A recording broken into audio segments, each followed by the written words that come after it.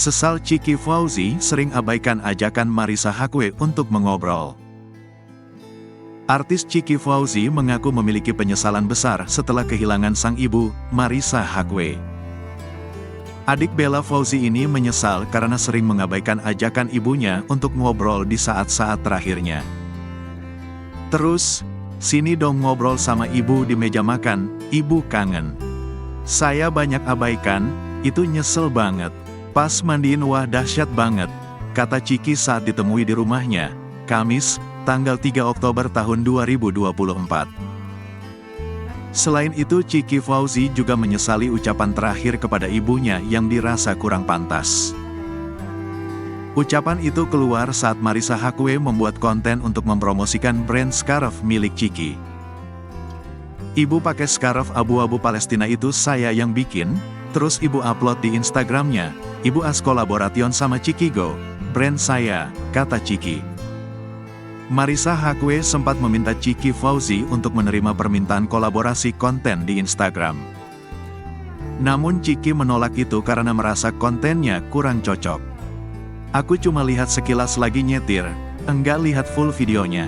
Terus aku bilang, enggak ah bu, norak. Gara-gara layout emak-emak gitu loh, kan gimana ya, kata Chiki. Sampai saat ini, Chiki Fauzi masih menyesali ucapannya tersebut. Padahal Chiki Fauzi memiliki rencana untuk membuat layout yang lebih estetik pada konten tersebut. Itu aduh, ya Allah, sedih banget sih cuma gara-gara estetika doang saya nolak. Padahal ibu bikin itu kayak senang pakai bikinan saya, kenang Chiki. Tak hanya itu saja, Chiki Fauzi juga menyesali tindakannya mengabaikan sang ibu di hari terakhir. Saat itu Chiki lebih mengutamakan pekerjaan ketimbang ibunya. Saya itu sayang banget sama ibu saya tapi memang keasyikan dengan dunia sendiri, tapi semua penyesalan itu kayak, ya Allah, ujar Chiki. Diberitakan sebelumnya, Marissa Haque meninggal dunia pada Rabu dini hari setelah ditemukan tak bergerak di kamarnya. Keluarga sempat membawanya ke rumah sakit untuk memastikan kondisinya. Pihak rumah sakit kemudian mengeluarkan surat kematian pada pukul 0.43 waktu Indonesia Barat. Jenazah Marissa Haque dimakamkan di TPU Tanah Kusir sesuai dengan permintaannya. Kehilangan Marissa Haque, Chiki Fauzi merasa separuh dunianya runtuh.